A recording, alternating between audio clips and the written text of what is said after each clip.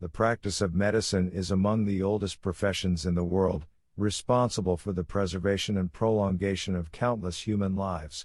Today, prospective medical treatments and procedures undergo rigorous testing, studies, and replications to ensure that they are both safe and effective.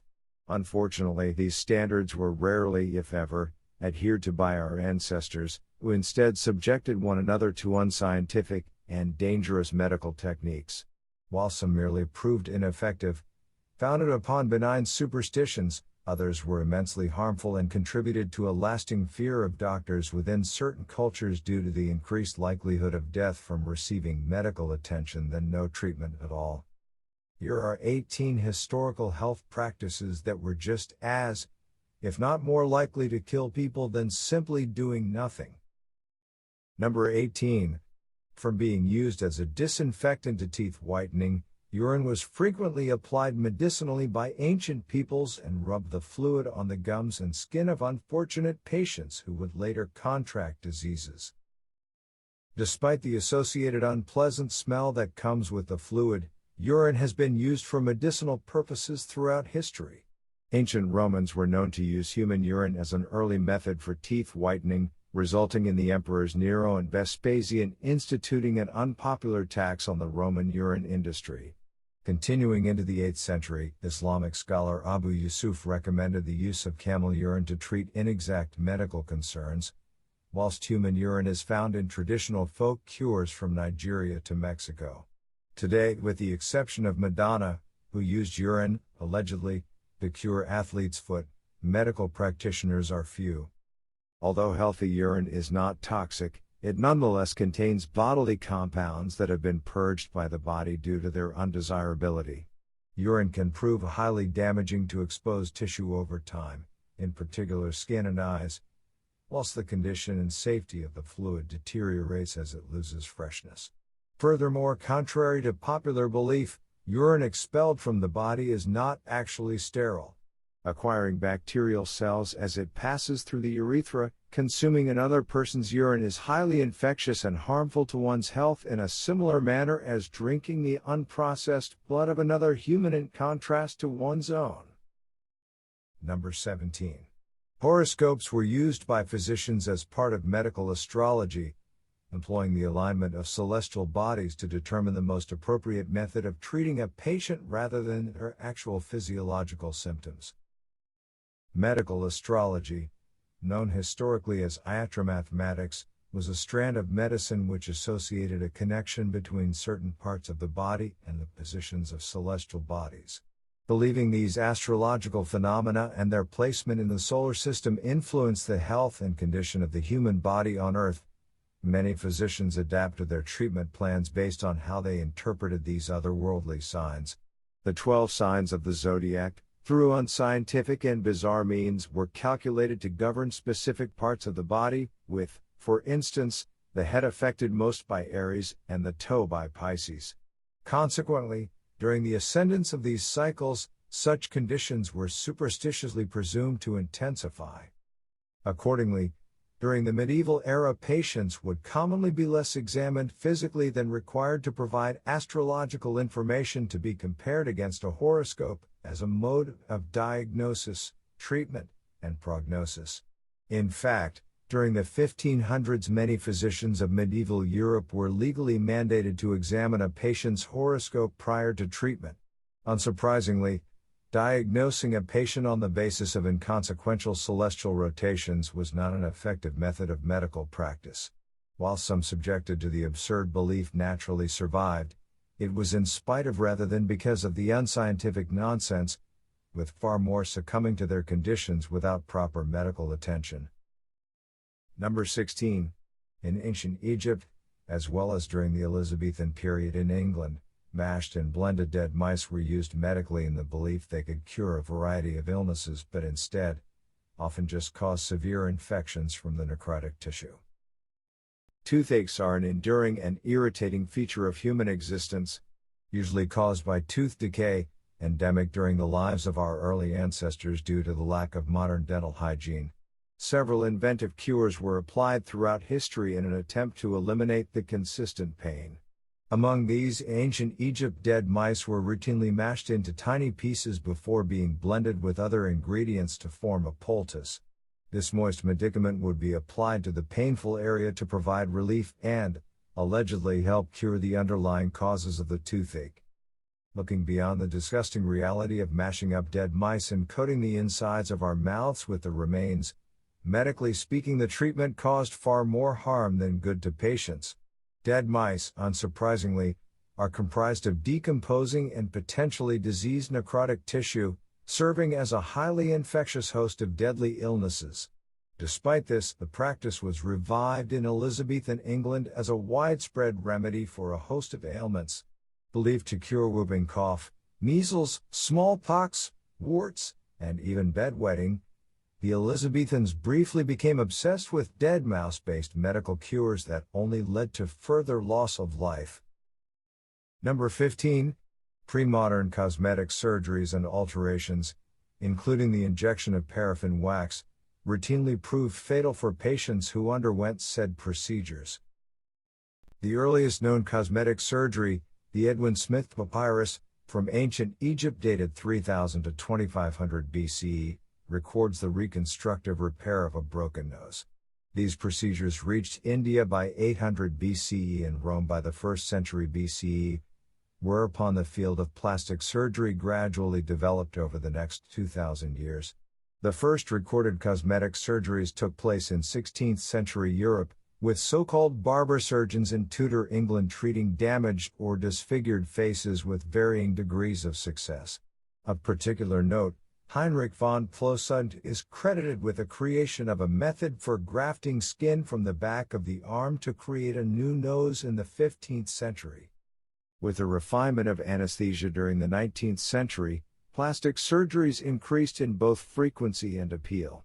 Advertised in popular magazines as treatments for humped, depressed, or ill-shaped noses and the finger marks of time, perhaps most notorious of these cosmetic introductions was an early form of artificial enhancements.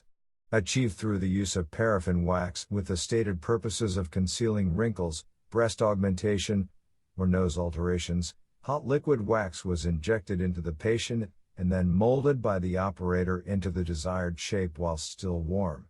However, upon hardening, the wax habitually grew into intensely painful deposits and could migrate through the body to other areas, causing severe disfigurement or even fatal cancerous blockages.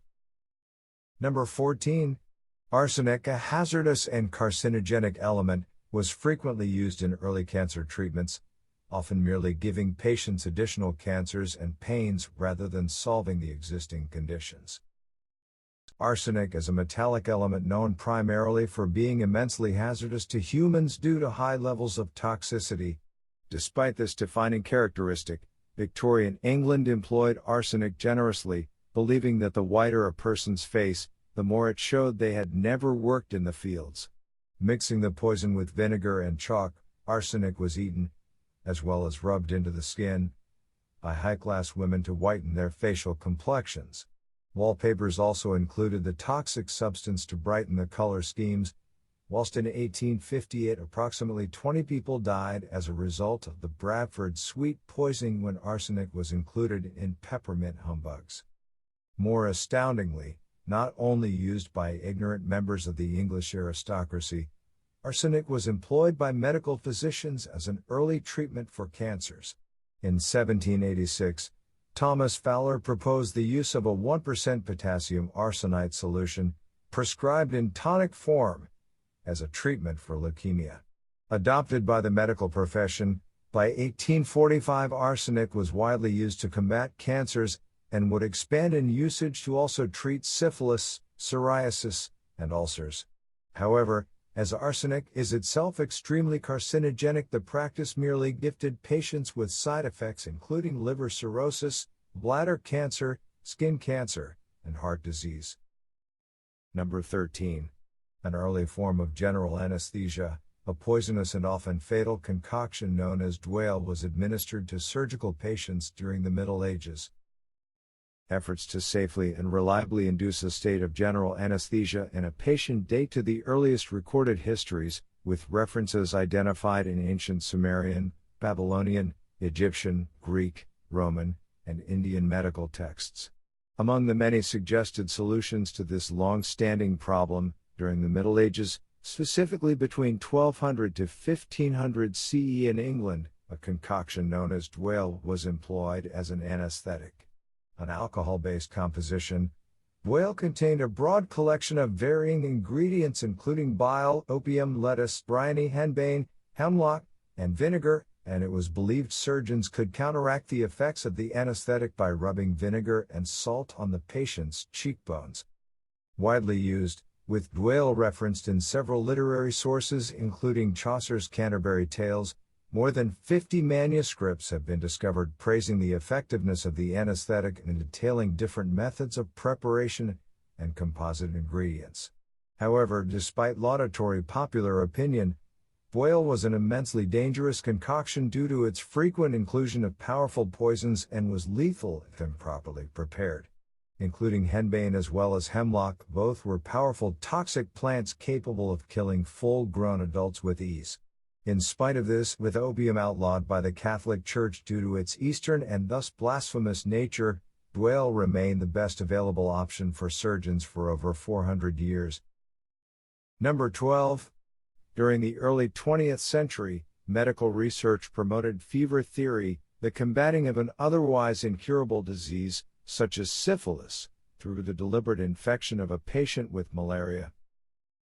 Fevers, despite being unpleasant experiences for those suffering, are actually beneficial to the host, serving as a defensive mechanism by the autoimmune system to purge itself of hostile infection.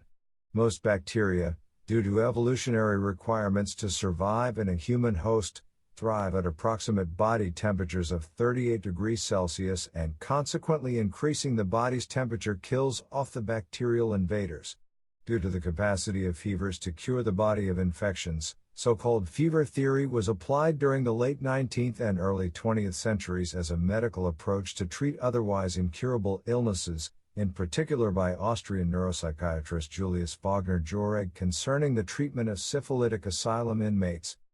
In 1917, Jauregg determined the introduction of malaria to patients suffering from the advanced stages of syphilis could be treated through the forced inducement of a febrile episode caused by malaria. For this work, Jauregg would actually win the Nobel Prize for Medicine in 1927 for his discovery of the therapeutic value of malaria inoculation in the treatment of dementia paralytica. However, although demonstrating some effectiveness within carefully controlled environments, Jauregg's approach was highly risky, relying on the infected patient to survive the malarial infection long enough for it to kill the syphilis.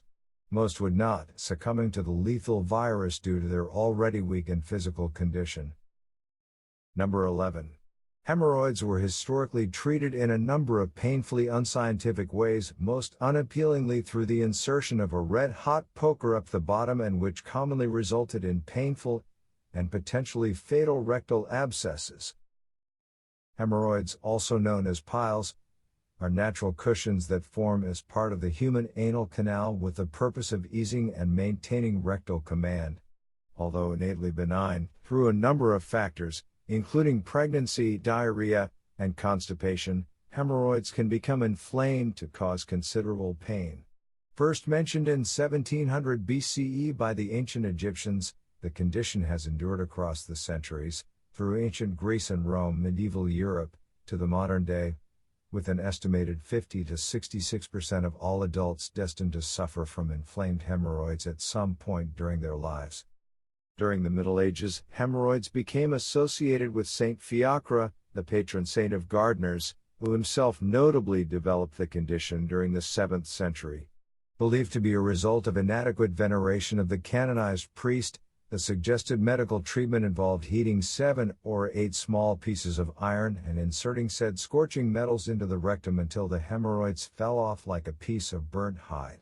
Incredibly, this practice continued as late as 1882, with William Allingham recommending this archaic approach as the preferred mode of treating inflamed hemorrhoids, despite noting results tended to be unsuccessful, ranging from great pain and retarded recovery to potentially fatal abscesses.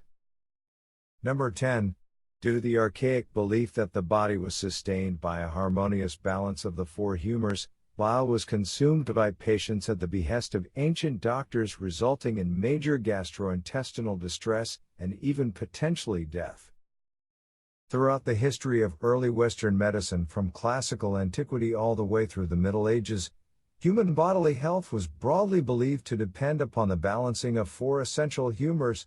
These humors, encompassing blood, phlegm, yellow bile, and black bile, were believed to constitute the vital fluids upon which life was founded and which necessitated a careful equilibrium between the four ingredients to maintain good health. Consequently, physicians during this period routinely ascribed physical illness to an imbalance of these humors, requiring a medical intervention to recalibrate the body's levels. As a result, human and animal bile was introduced to the body either through oral consumption or rectal intake using an enema. Whilst human bile was generally preferable, elephant bile was believed to cure bad breath, python bile as a remedy for genital warts, and a boar's bile as a panacea for all bodily ills. Subverting the expectations of physicians of the day, bile, whilst serving a vital function in the breaking down of food, absolutely should not be consumed by humans. The ingestion of bile by these unlucky patients did not cure their ailments, but rather led to severe gastrointestinal conditions, whilst repeated consumption could prove fatal. Number 9. In a similar manner to the introduction of bile, a medical belief in the four humors resulted in physicians deliberately draining the blood of patients in order to supposedly rebalance the ratios of bodily fluids. Bloodletting is the deliberate release of blood from a patient in an effort to treat a medical condition.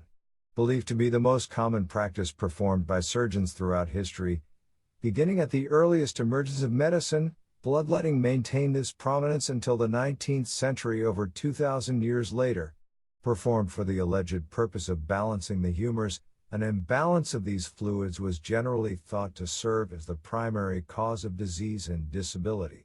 Hippocrates proposed female menstruation was caused by natural bodily efforts to purge women of bad humors, whilst Galen furthered such thought into active balancing through bloodletting. Consequently, bloodletting was used to treat almost any and every disease or medical condition of the day, and achieved either through the stereotypical, but nonetheless historically accurate use of leeches or via cutting.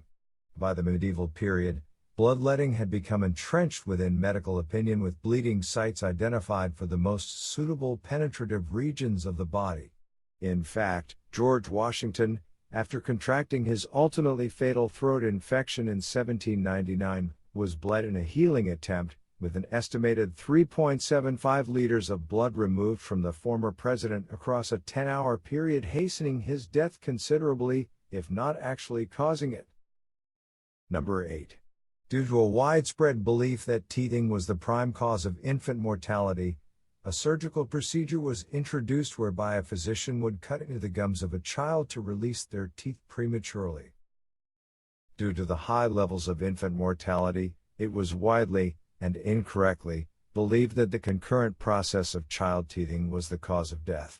This belief became sufficiently widespread that during the mid-19th century 4.8% of all infants who died in London under the age of 1 were registered as having died from teething, rising to 7.3% for those between the ages of 1 and 3. Traditional, albeit entirely unnecessary, remedies to cure teething included blistering, bleeding, placing leeches on the gums, and applying cautery to the back of the head. Of particular note, Ambroise Paré developed and popularized a surgical procedure to treat the alleged condition. Paré's technique demanded the use of a scalpel to cut open the gums of the afflicted infant to help encourage the emergence of teeth. Naturally, slicing into the mouth of an infant child, exposing tissue to infection and causing irreparable damage to oral development, did not aid at all in combating the non-existent medical concern. Despite this, Paré's method remained commonplace through the start of the 20th century, when it was surpassed by the growing use of teething powders. These powders, arguably even more dangerously, included calomel, a form of mercury, and which remained in use until 1954, when it was banned due to its tendency to cause severe poisoning. Number 7. Despite the dangerous toxicity, and indeed smell, Human and animal feces were widely used in ancient medicine, causing fatal infections in patients subjected to the treatment. Among the most disgusting and fortunately anachronistic of medical treatments used throughout history, feces were recurrently used across the ancient world in the spurious belief that it possessed powerful curative properties. In ancient Egypt, for example, donkey, dog, gazelle, and fly dung were all celebrated for their healing properties and their ability to ward off bad spirits, whilst crocodile dung is also believed to have been used as an early form of contraception. Naturally, these uses of feces were rarely more effective than they were immensely harmful, with feces incredibly infectious and patients submitted to fecal medicine, unsurprisingly, typically developed fatal cases of tetanus. This horrendous medical belief incredulously persisted into the 17th century, where in Ireland warm hog's dung was still used to treat nosebleeds. Famed chemist Robert Boyle allegedly treated cataracts by blowing dried and powdered human feces into the affected eye. 100 years later, Ireland was still using poop in medicine, with the dung of an infant pulverized, a known treatment for epilepsy. Today, feces is still used as part of modern medicine, but finally founded upon genuine science, fecal transplant, in which a donor's leavings are inserted into a patient to introduce good gut bacteria in an individual unable to produce it themselves, as a result of autoimmune diseases such as Crohn's or IBS. Number 6. During the 17th century, European physicians would sometimes treat the inanimate weapon responsible for a wound in the hope it would magically heal the injury caused by it. A form of magical medicine popular during the 17th century in Europe, power of sympathy was a bizarre and unscientific method of treating patients suffering from weapon-inflicted wounds. First proposed by Rudolph Gaclenius Jr., and later expanded upon by Sir Kenelm Digby, doctors would treat the cause of the wound rather than the injury itself, with the hope that in so doing the object would sympathetically undo the harmful action it had committed. A poultice or salve would be applied jointly to the weapon and wound, in the hope that a connection might be made between the two and heal the injury. Consisted of the patient's blood, human fat, as well as iron sulfate. Physicians of the day correlated the healing powers of sympathetic medicine to the now debunked theory of animal magnetism, the belief in an invisible natural force possessed by all life forms that could exert physical effects, including healing, upon the world. Unsurprisingly, this practice did not help those suffering from weapon-based wounds at all. Despite retaining no scientific evidence of ever actually working, the clergy condemned the practice as devilry and magic, seeking to outlaw sympathetic medicine in 1631. Number 5. Virgin cleansing was, and remains in some parts of the modern world, a medical treatment to cure an individual of serious infectious diseases, but instead merely pass the condition on to the unfortunate virgin as well. The virgin cleansing myth is a historic belief that engaging in intercourse with virgins possesses the spiritual power to heal a person of serious infectious diseases. First reported in 16th century Europe, accounts detail the efforts of prominent individuals to rid themselves of social diseases by engaging in intimate activities with presumed virgins. The precise origin of this medical practice is unknown, but it has been theorized to stem from the Christian mythical traditions of virgin martyrs, legendary figures whose purity protected them against demonic forces. Expanding in the popular imagination in 19th century England as a cure for syphilis, gonorrhea, and other sexually transmitted diseases, the British Empire subsequently gifted this dangerous falsehood to the world. Disgustingly, this ineffective practice has continued into the 21st century, notably in South Africa, which experienced a dramatic increase in child sexual assault in 2002 in the aftermath of an HIV/AIDS epidemic. Social anthropologists continue to record countless instances of rape in modern Africa in the belief that the perpetrator will be cured of their ailments.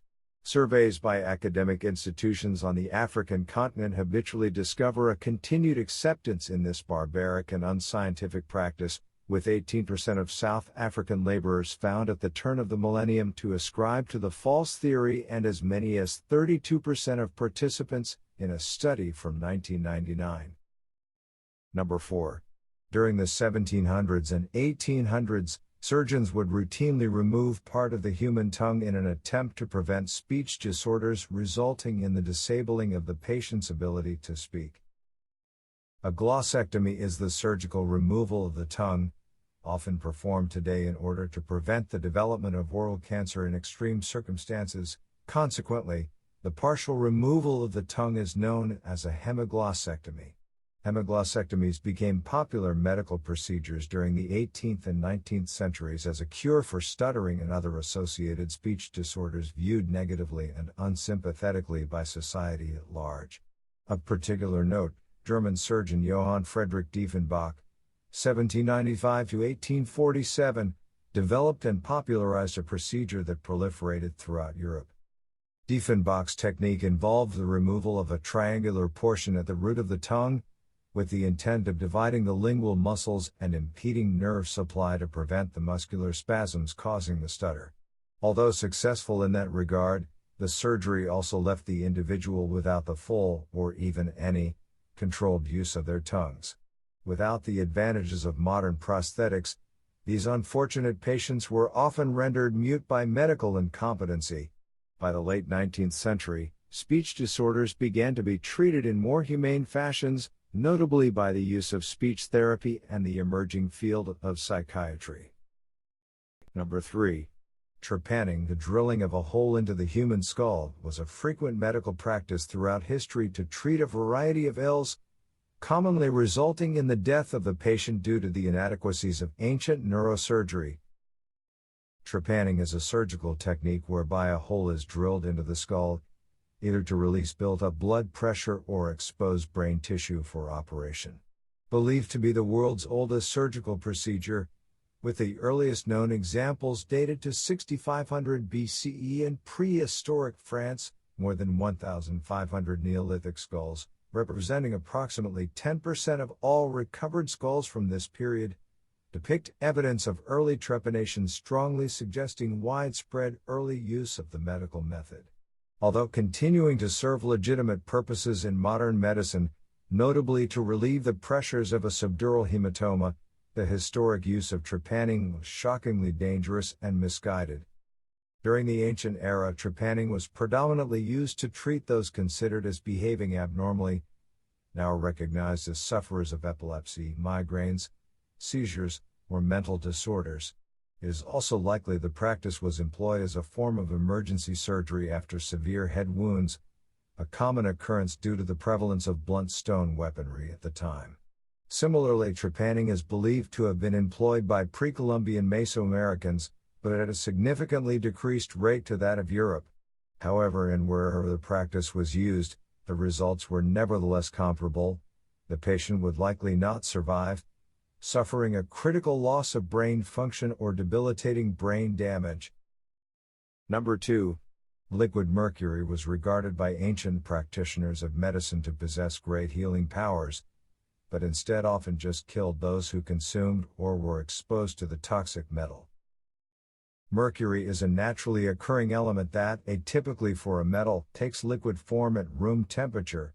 Dating its discovery to at least 1500 BCE, the substance has been used by almost every culture at some point throughout history, ranging from Far East Asia to the Americas. Despite the intense toxicity of mercury, capable of absorption through the human skin and lethal in cases of excessive or prolonged exposure, it was nonetheless used as part of long-standing medical treatments. Few of these treatments resulted in positive outcomes, with mercury poisoning highly lethal if not treated properly and swiftly. Historically, ancient Chinese medicine believed the consumption of mercury had the power to prolong life, heal injuries, and maintain vitality. In fact, the consumption of mercury does almost precisely the converse. Most famously, the first emperor of China, Qin Shi Huangdi, is believed to have died after drinking a concoction made from mercury and powdered jade, which resulted in liver failure and severe mercury poisoning, precipitating a complete loss of brain function. Equally unhelpfully, Hemorrhoids ibn Ahmad ibn Tulun, the second Tulunid ruler of Egypt, r. 884 to 896 CE, allegedly slept atop a basin filled with mercury to benefit from the presumed rejuvenative powers of the toxic substance. Number 1. Upon their discoveries, both cocaine and heroin were sold, marketed, and prescribed with alarming regularity as solutions to mundane medical concerns such as dandruff and sore throats. After the isolation of cocaine in the mid-1850s, physicians were quick to take up the powerful stimulant for medicinal purposes, from use as an anesthetic, especially by ophthalmologists during eye surgeries, to serving as a painkiller, and even as a teeth whitener. Most incredulously, in the 1890s, cocaine was marketed as a cure for dandruff, and was included, as depicted above, in shampoos available on the high street. Unsurprisingly, the endemic use of cocaine did little to aid the general health of the public and instead resulted in widespread addiction before use was restricted in the early 20th century. Equally, heroin was quickly adopted after its discovery in 1874 and prescribed for a host of medical ailments. In the 1890s, German pharmaceutical company Bayer began marketing heroin alongside aspirin as a remedy for coughs and colds, notably promoting the use of these products in the treatment of children. Adverts surviving from this period depict Bayer's heroin ointments in the treatment of minors with bronchitis, with the claim that after use the cough disappears. One cannot dispute this claim, as after the child died from a heroin overdose, as often occurred, the cough did also disappear,